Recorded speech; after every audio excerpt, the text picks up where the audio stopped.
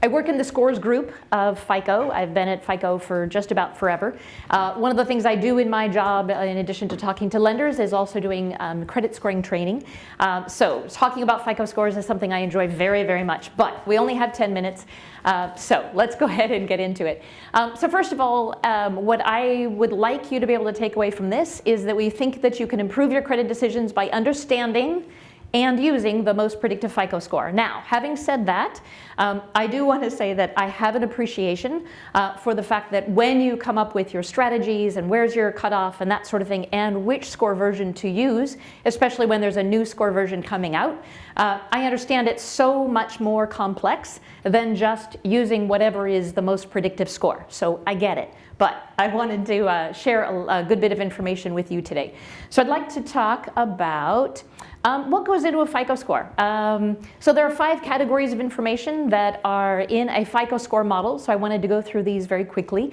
You might have heard this information. I know it's sort of public knowledge available on myfico.com, our website that gives you a lot of information about FICO scores. But the predictive information that is pulled from a bureau file that goes into a FICO score can be categorized into one of these 5 categories. And they're shown here in order of importance. So payment history, how basically somebody has paid their credit obligations in the past, is going to represent approximately 35% of the predictive information that's going to go into a FICO score, right? So we're looking at payment history from 3 different perspectives. How long ago did they have any delinquency? How bad was the delinquency? And on how many accounts have they had that delinquency? All right. Second category, outstanding debt.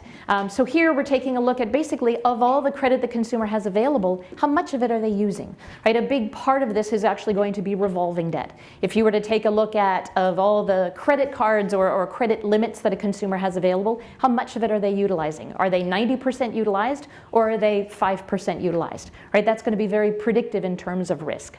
Category 3, credit history length, about 15% of the predictive information in a FICO score is going to be looking at how long has the consumer had credit experience. You know, are they somebody like my nephew who is brand new and in college, or somebody like my grandmother who has had a ton of credit experience? All right, the next category, number 4, pursuit of new credit. Here we're taking a look at things like credit inquiries and how many newly opened accounts has the customer had. Category 5, credit mix. Here we're really trying to take a look at what sort of credit experience has the customer had. All right, so that's a little bit about kind of what goes into a FICO score. I want to say specifically, for those of you who obviously in the auto industry, you're likely using an auto score. So I wanted to cover very briefly what an auto score is.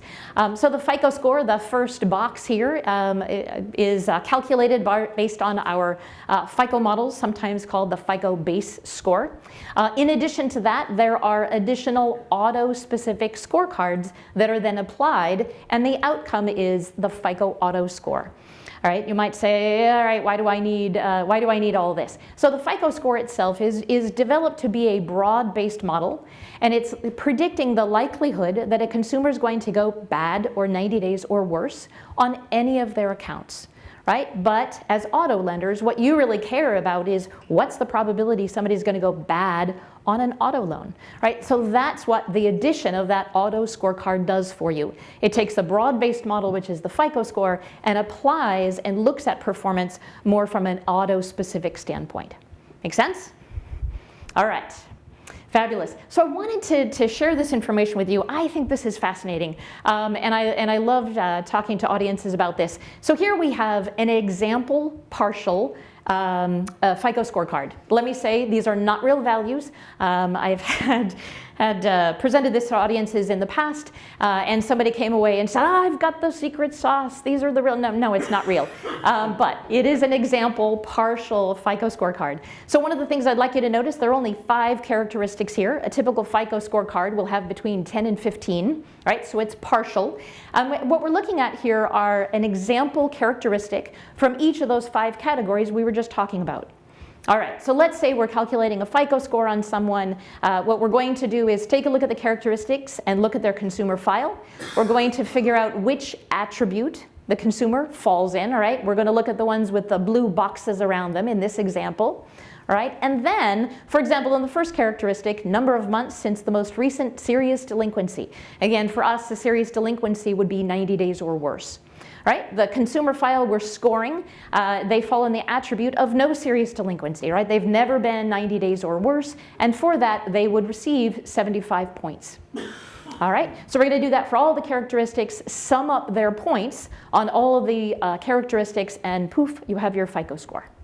All right, now, there's another point here I want you to notice though. The 75, you'll note, I don't know if you can see this in the back, has a little asterisk next to it. And what that represents is the maximum number of points that anybody could score on that characteristic. All right, so in deciding which are the reason codes that are going to be returned with this FICO score, we're going to do that for each and every characteristic. We're going to look at what is the maximum number of points they could have received on this characteristic, look at how many they actually did receive, and calculate the difference. All right, so the difference is over on the right side there. You'll see the little 0. So basically, this consumer scored the maximum number of points they could have on the characteristic. As you look at the second one, you'll notice that they scored 45 points on this characteristic, and the maximum number was 65, so the difference is 20. All right, so again, that very right-hand column over there is showing the difference. Make sense? All right, so then what we're going to do in terms of devising and figuring out what are the reason codes that are going to be returned with this FICO score, and in what order are they going to be defined or returned, what we're first going to do is take a look at where the maximum difference is observed. Right? We see on the third characteristic over there, the person scored 40 points less than the maximum they could have scored. Right? That's the largest difference, therefore, that's going to represent the first reason code that they receive. All right, so the characteristic here is number of months in file. So that means the first reason code they're going to get is going to say something like number of months in file is too short. Right? If you had had a longer time in file, gosh, you would have had more points. Make sense? And then we're going to just rank them by the differences. So the fourth characteristic here is the second reason code returned, and the third, and the fourth.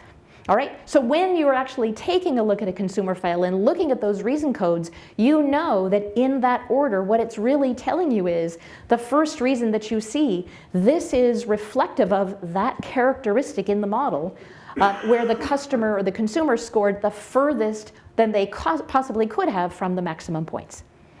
All right, gives you another insight into the FICO scores. All right, so one other piece of information I wanted to share with you, and you're probably all aware of this, there are a number of different versions of FICO scores. All right, not just the base model, the auto, and the bank card score, but we at FICO redevelop the FICO scores every few years. All right, we have the FICO scores that we make available through each of the bureaus, right? And what we see here is across the top, FICO score 9 is the most recent version of the FICO score across all three bureaus. All right, here we have kind of the historical pattern of the FICO scores in the past. So for example, across all three of them, the prior score was called FICO score 8. Then we get into a little bit different naming conventions. At Equifax, the prior one was FICO score 5. At TU, it was FICO score 4, and so on and so on. Now with each of these versions, there's a base model, there's an auto score, and a bank card score, right? And it's up to a lender to decide which one of these scores I want to use. Okay? So what I'd like to leave you with today is that a more recent score, FICO score, is going to do a better job of helping you make good quality credit decisions, right? Because every time we redevelop a FICO score, it's going to be stronger and more predictive and more reflective of recent consumer behavior than the score before it.